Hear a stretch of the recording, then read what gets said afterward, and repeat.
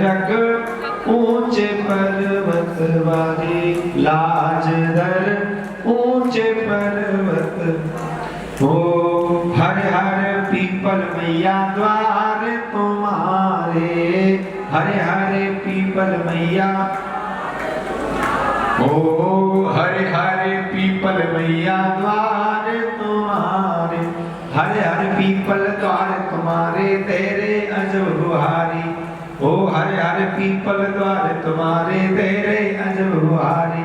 लाज धर ऊंचे पर्वत वारी, लाज रख ऊंचे पर्वत वारी। पान सुपारी ध्वजा नारियल, पान सुपारी मैया ध्वजा नारियल, पान सुपारी ध्वजा नारियल चढ़े भेंट तुम्हारी। पान सुपारी ध्वजा नारियल चढ़े भेंट तुम्हारी। लाज धर ऊंचे पर्वत वारी, लाज धर ऊंचे पर्वत वारी। लाज रख ऊंचे पर्वत वारी। मैया आपने न चढ़ाया, कह दो सच्चे दरबार की, सच्चे दरबार की जय।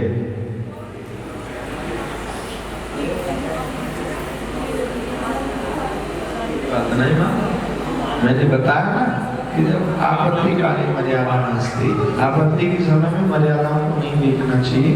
कह दो सच्चे दरबार की जय।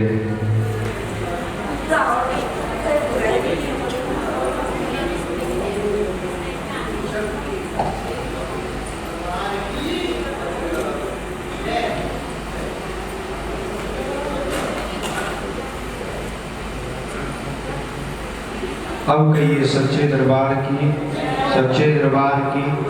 मेरे प्रेमी बंधु, अब हम चलते हैं उसी पावन प्रसंग की ओर। अब हम चलते हैं उसी प्रसंग की ओर जहाँ अंकमती तारा और रुक्मण का एक पावन प्रसंग। अच्छा माता, ये कथा किसने सुनी है, कितनी बार सुनी है? सुनी है? हाँ, कह दो सच्चे दरबार की, सच्चे दरबार की। ये तारा और रुक्मण ये दो बहनें हुआ करती थी, और ये दोनों बहनें इंद्र के यहाँ अप्सरा होती थी। दोनों बहनों ने व्रत किया। आज बड़ी बहन तारा ने छोटी बहन रुक्मण से कहा कि रुक्मण जाओ, मुझे बड़ी जोर से भूख लगी है, मेरे लिए कुछ भोजन, कुछ आहार लेके आओ। तो तारा बाजार जो रुक्मण को बाजार भेज देती है, और रुक्मण जब बाजार में पहुंचती है, जाकर के उसने बाजार में पहली बार नहीं पाई, और बिना विचार किए उसने उस दुकान पर जाकर के वो पकौड़े खा लिए। आपने खाए सुखाए और अपनी बहन के लिए भी ले गई। कह दो सच्चे दरबार की, बहन के लिए बांध करके अपनी पोटली में, पल्लू में, और ले गई। और ले जाकर के मेरे प्रेमी बंधु अपनी बहन तारा से कहा कि ले तारा, आज मैं तेरे लिए ऐसा भोजन लेके आई हूं जो तूने कभी देखा नहीं होगा, कभी तूने चखा नहीं होगा। सो मेरे प्रेमी बंधु, तारा का श्राप लग गया रुक्मण को, और रुक्मण फिर से 84 लाख योनियों को भोगने के लिए चली गई। और 84 लाख योनियों को भोगते भोगते वह छिपकली की योनि में आ पहुंची। कह दो सच्चे दरबार की, सच्चे दरबार की। लेकिन देव योग उसके साथ था, और अप्सरा थी, पुण्य कर्म उसके साथ थे। इसलिए छिपकली का भी जन्म मिला तो संतों के आश्रम में जाकर के मिला। उन्हीं संतों के आश्रम में एक बहुत बड़ा यज्ञ चल रहा था, और उस यज्ञ में कुछ साधु संत खीर का प्रसाद बना रहे थे। उसी समय एक संत जो थे कि उस यज्ञ में सम्मिलित नहीं हुए, उनका नाम था संत दुर्वासा। ऋषि दुर्वासा थोड़े क्रोधित, अज्ञानता में पाप जो हो जाते हैं तो हम पश्चाताप कर ले तो वो मिट जाते हैं, और जान करके किए गए पाप कहां धुलते हैं? जी, जान करके किए गए पाप कहां धुलते हैं? धुलते मैया, धुलते हैं। मैं बताता हूं कहां धुलते हैं। यमराज के डंडे से मिले। कह दो सच्चे दरबार की। हाँ, जान करके किए गए पाप केवल यमराज के डंडे से ही धुलते हैं। अज्ञानता में किए गए पाप तो केवल गंगा स्नान से ही धुल जाते हैं। आज मेरे प्रेमी बंधु अज्ञानता में पाप किया था रुक्मण ने, और आज मन में विचार करने लगी कि अगर आज मैंने पश्चाताप कर लिया तो मेरा हो सकता है उद्धार हो जाए। उसी समय जब संतों ने खीर के भगोने को उठाया, उसी समय उसने बिना विचारे अपने प्राणों को त्याग दिया और उस खीर के उबलते हुए भगोने में अपने प्राणों की आहुति दे दी। एक बात बताऊं मेरी माताओं, ये धर्म ऐसे नहीं कमाया जा सकता। धर्म को कमाने के लिए तन की आहुति, मन की आहुति और धन की आहुति देनी पड़ती है, तब जाकर के धन कमता है। जो हम सोचते हैं कि हमें सुख मिल जाए, सुख मिल जाए, सुख मिल जाए, मेरा घर महल जैसा हो, घर में 10-20 एसी लग रही हो, 10-20 नौकर काम कर रहे हो, घर पर 4 पहिया खड़ी हो, चलाने वाले ड्राइवर हो, 2-4 मुष्टंडे मेरी रक्षा के लिए चल रहे हो, चाहते हैं ना हम। ये कब मिलता है तुम जानते हो?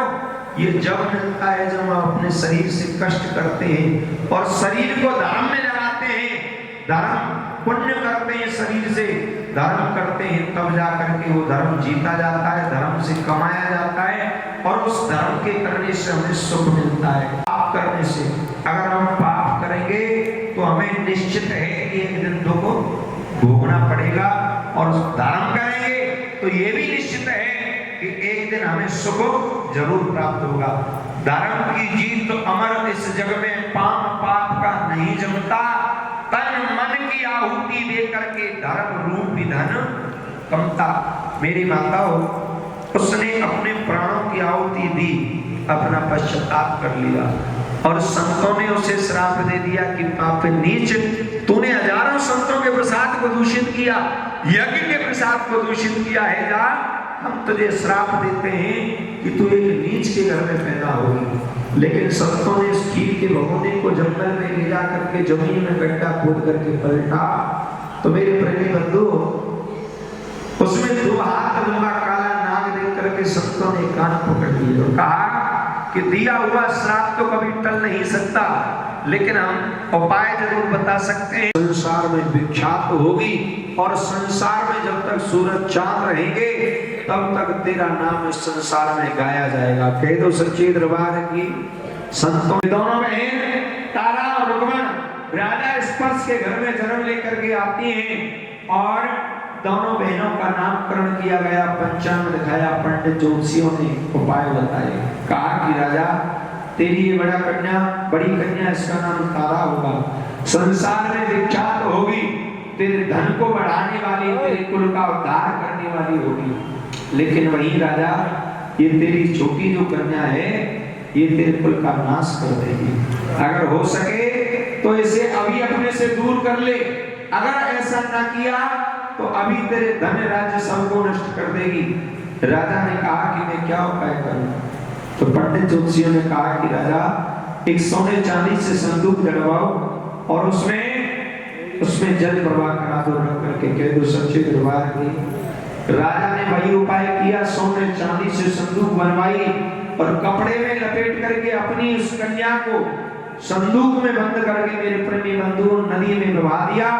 और जब मैं नदी में प्रवाह होकर के दूर नगर में पहुंच गई तो एक नगर में पंडित और एक मेहतर दोनों ही स्नान कर रहे थे एक ही तट पर।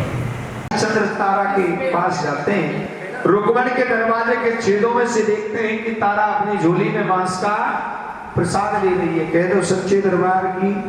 उस मांस के प्रसाद को देख करके राजा क्रोधित हो जाते हैं और कहते हैं कि तारा तूने मेरा धर्म नष्ट कर दिया। राजा मैंने क्यों धर्म नष्ट कर दिया? अरे मैं तो अपने माँ के नाम का प्रसाद लेके आई हूँ। तारा तू अपनी झोली खोल के दिखा, तेरी झोली में क्या है?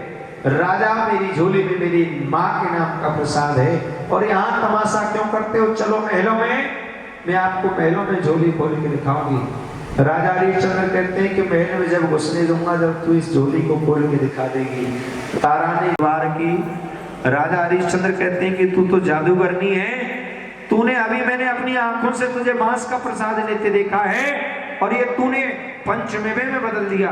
अगर तू सच्ची भगतनी है तो दिखा अपनी माँ के दर्शन मुझे करा, माँ के नाम के पंथ के दर्शन करा, मैं देखना चाहता हूँ तेरी माँ का पंथ क्या है। तारा कहती है कि राजा अगर मेरी माँ के नाम का पंथ तुम्हें देखना है तो अपने पत्थर का कलेजा करो और जाओ अपने महल में जो तुम्हें प्राणों से प्रिय वस्तु लगती हो उस वस्तु को ला करके मुझे दो। तलवार चला देते हैं और मेरे प्रेमी बंधुओं उस बेटे के शीश को ला करके तारा को देते हैं और कहते हैं ये तारा अब देखा तेरी माँ के नाम का पंथ क्या कहता है। तारा कहती है कि तुम सच्चे हृदय हो, तुम्हारे अंदर दया नहीं है। राजा जाओ दो भगोने लेके आओ। दोनों भगोनों को चूल्हे पर चढ़ाया और एक भगोने में अपने बेटे के शीश को रख दिया और दूसरे भगोने में उस घोड़े के शीश को रख दिया। कह दो सच्चे दरबार की, सच्चे दरबार की। 9 बहनों की गोद में झूले झूल रहा था। जब उस पात्र को खोल करके राजा ने देखा तो उसमें हलवे का प्रसाद निकला। मेरी माता बहनों उस समय राजा हरिश्चंद्र तारा के पैरों में गिर गए और कहते हैं कि तारा तू जीती और मैं हारा। आज मैं समझ गया तेरी माँ क्या है, तेरी माँ के मैं दर्शन करना चाहता हूँ। तब दोनों को माँ ने दर्शन दिया। इतनी परीक्षा कलयुग में किसी भक्त को देने की कोई जरूरत ना पड़े। कह दो सच्चे दरबार की, मैं चाहती हूँ कि तेरे आज के बाद ये काली रूप के जागरण बंद हो जाएं। अगर तेरे जागरण हो तो तेरे वैष्णव स्वरूप के जागरण हो और तेरे जागरणों में नारियल की भेंट चढ़ाई जाए। एक वरदान ऐसा दे कि मेरे पति ने अपने इकलौते पुत्र को अपने हाथ से चीर दिया, उस पर पुत्र हत्या का कलंक लगा है, ये कलंक धुलता रहे।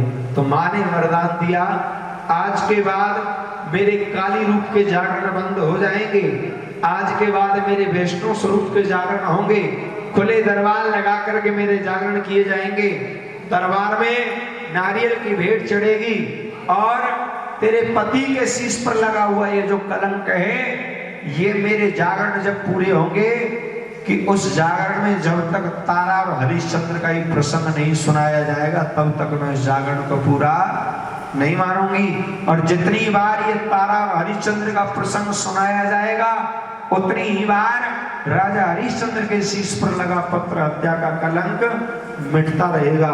मेरे प्रेमी बंधुओं उन दोनों ने माँ की बड़ी भक्ति करी और अवध नगरी के अंदर माँ भगवती का बड़ा विशाल मंदिर बनाया और उसके पास में माँ भगवती की स्थापना करी। चित्रकूट धाम में माँ भगवती शारदा भवानी के रूप में माँ भगवती वहां विराजमान हुई जो मैयर में विराजमान है। कह दो सच्चे दरबार की। और तब से अब तक आज सन 2025 में आपके घर में राणा परिवार में आज ये जागरण हुआ और उस जागरण के मध्य में ये तारा और हरिश्चंद्र का पावन प्रसंग मैंने आप लोगों को श्रवण कराया। कह दो सच्चे दरबार की। अच्छा कथा सबको समझ में आई? मैया ना आई के कहीं दर्शन होते हैं तो वो प्रसाद में होते हैं। कथा का फल जब मिलता है तो आए अपने स्थान से खड़े हों, पंडित जी को दक्षिणा दें कथा सुनाने की और बड़े भाव से माँ भगवती की आरती करें। यानी पंडित का जो कर्म है वो दे रहा है। ब्राह्मण सठ कर्माणि इति ब्राह्मणा नाम। ब्राह्मण का कर्म है ज्ञान लेना तो ज्ञान देना, ब्राह्मण का कर्म है दान लेना और दान देना।